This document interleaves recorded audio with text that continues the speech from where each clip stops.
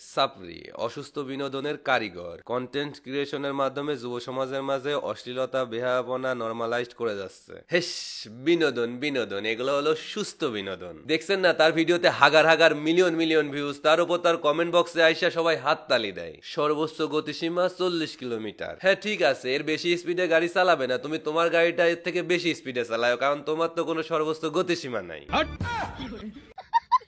আচ্ছা, প্রথমেই সরি, কারণ দেখেন ব্রাদার, আমি চাইলেই কিন্তু তার অসুস্থ বিনোদনের অসুস্থ অসুস্থ কথাগুলো আমার ভিডিওর মাঝে রেফারেন্স হিসেবে ইউজ করে আমার ভিডিওটাকে আরো মজাদার করতে পারতাম, কিন্তু করব না, কারণ আমি কোনোভাবেই চাই না তার অসুস্থ বিনোদনগুলো আমার ভিডিওর মাধ্যমে আরো একবার প্রমোট করতে। হ্যালো এভরিওয়ান, আসসালামু আলাইকুম, this is Farabi and welcome back to another new serious video. নামাজ is better than everything, so আগে নামাজ পড়ো তারপর কাজ করো। আচ্ছা, আপনারা যারা ঘটনাটা জানেন না তাদের জন্য একটু খুলে বলি। এই ওয়েট ওয়েট, জামা কাপড় না, ঘটনাটা খুলে বলি। আপনাদের এসপি ক্রিয়েশন তার অবিবাহিত বউ, না না তার অবিবাহিত বউ না, তার অবিবাহিত ফ্রেন্ড মেরিনকে নিয়ে লুঙ্গি পরে তাদের একটা বন্ধুর বিয়েতে দাওয়াত খেতে গেছিল। সমস্যা নাই, দাওয়াত দিছে, দাওয়াত খাইতে যাইবে, যদি দাওয়াত নাও দেয় তারপরও যাবে, কারণ বন্ধু ভুল করতে পারে, তারা কেন ভুল করবে?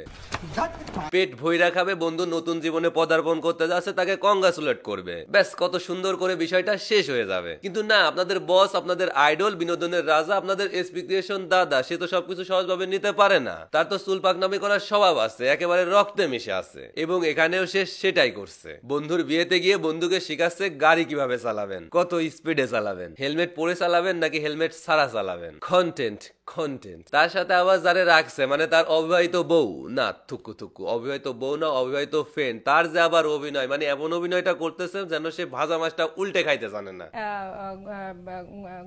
আচ্ছা যাই হোক, ভাজা মাছটা উল্টা খাইতে জানলো কি জানলো না সেটা আমার কোনো বিষয় না, যেটা নিয়ে কথা বলতেছিলাম। আপনাদের বস একে তো ভিডিওতে সুস্থ বিনোদনের নামে অশ্লীলতাকে নরমালাইজ করার চেষ্টা করতেছে, আবার যখন মানুষ এটা নিয়ে প্রশ্ন তুলতেছে তখন সিম্প্যাথি নেওয়ার জন্য সবার কাছে এসে ক্ষমা চাওয়ার ভিডিও বানাচ্ছে। তাও কিভাবে? আমি একটা ভুল করে ফেলছি এবং ভুল স্বীকার করতেছি, আর ভুলের প্রায়শ্চিত্ত করার জন্য এই শীতে আমি 3000 মানুষকে শীতের কম্বল বিতরণ করব। মানে বিষয়টা এরকম হয়ে গেল না যে আমি একজনকে মেরে ফেললাম এবং সেটা যে ভুল করছি সেটা বুঝতে পারার পর তার বউকে বিয়ে করে ফেললাম। আরো একটা বিজনেসের কথা বলি। চুল পাকনামি করে বন্ধুর বিয়েতে গিয়ে অশ্লীলতাকে প্রমোট করে একটা ভিডিও বানাইছে, সেটাতে যা ভিউজ হওয়ার হয়ে গেছে, টাকা যা আসার এসে গেছে। এখন মানুষ যখন এই বিষয়টা নিয়ে সমালোচনা শুরু করছে, তখন ভাবলাম আরো একটা ভিডিও বানাই, মানুষের কাছে ক্ষমা চাই, সিম্প্যাথি নেওয়ার একটা ভিডিও বানাই, তাহলে আরো একটা কন্টেন্ট, আবারও ভিউজ, আবারও টাকা। মানে ইচ্ছাকৃত ভাবে একটা ভুল করছে, তারপর যখন দেখলো মানুষ এটা পজিটিভ ভাবে নিল না, তখন ভাবলো যাই মানুষকে একটু ঘোল খাওয়াই, মানুষকে আমাদের দিকে টাইনা আনি। কিন্তু কিভাবে টাইনা আনা যায়?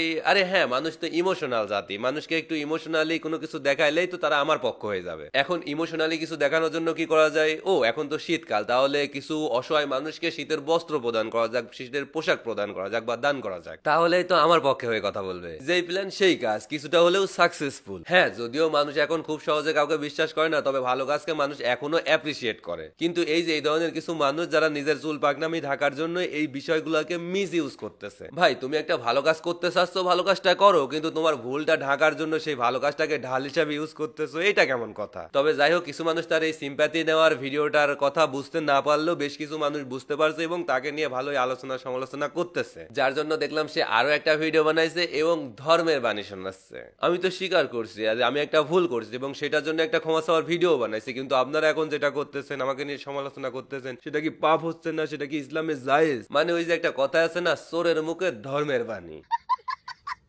বিশ্বাস করেন, আপনাদের বসের ওই ভিডিওটা দেখার পর আমার কাছে তাই মনে হইলো। তার বিষয়টা এখন কেমন? তুমি ভুল করতে পারবা, সেই ভুলটা ঢাকার জন্য মানুষের ইমোশনটাকে ইউজ করতে পারবা, কিন্তু সেটা নিয়ে মানুষ কথা বলতে পারবে না। মানে আপনাদের চুল পাকনামি বস চুল পাকনামি করতে পারবে, কিন্তু সেটা নিয়ে কেউ কথা বলতে পারবে না। শুধুমাত্র সেই তাকে নিয়ে কথা বলতে পারবে, কারণ সে চুল পাকনামি করে ভিডিও বানালেও সেটা থেকে ইনকাম, সে ক্ষমা চাওয়ার ভিডিও বানালেও সেটা থেকে ইনকাম, এবং মানুষ তাকে নিয়ে সমালোচনা কেন করতেছে সেটা নিয়ে ধর্মের বাণী শোনালেও সেটা থেকে তার ইনকাম। মানে চারিদিকে শুধু বিজনেস আর বিজনেস।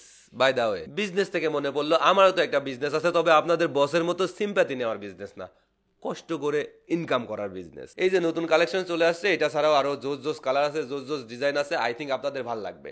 দেখেন কি সুন্দর লাগতেছে না? নতুন প্রোডাকশনের নতুন নতুন কালেকশনগুলো দেখার জন্য হলেও আমাদের নবাব বিজনেস পেজে চলে যান এবং দেখে আসেন যে আসলে প্রোডাক্টগুলো কেমন হয়েছে। আমি ডেসক্রিপশন এবং পিন কমেন্টের সম্পূর্ণ ডিটেলস দিয়ে দিব, জান আর দেখে আসে। তো ভিডিওটা এই পর্যন্তই, সবাই ভালো থাকবেন, সুস্থ থাকবেন। হ্যাঁ হ্যাঁ, যদি আমাকে দিয়ে স্পন্সর কিংবা প্রমোশন করাতে চান তাহলে আমাকে মেল করতে পারেন, অথবা ইনস্টাগ্রাম দিতে পারেন, অথবা পেজের ইনবক্সেও মেসেজ দিতে পারেন। তো সবাই ভালো থাকবেন, সুস্থ থাকবেন, দেখা হচ্ছে নেক্সট ভিডিওতে। আল্লাহ হাফিজ।